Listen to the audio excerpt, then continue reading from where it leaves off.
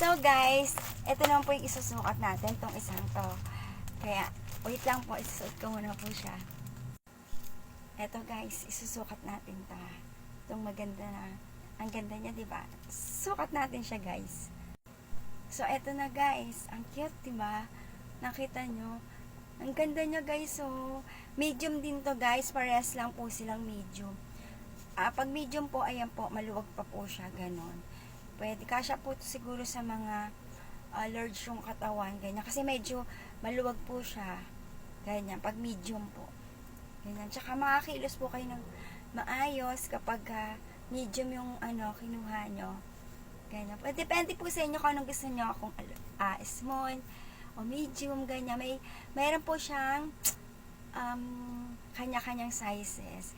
At ang maganda nito guys, ito po ay buy one take one. Kaya pag bumili po kayo ng isa, maging dalawa po siya. Kaya guys, tingnan nyo guys, ang ganda-ganda niya guys. Ang ganda ng t-shirt na to guys. Nakita nyo? Diba? Ang cute ng niya. Ang cute ng mga design niya, ganun. Tapos, yung color niya guys, yung pagka-pink na maganda.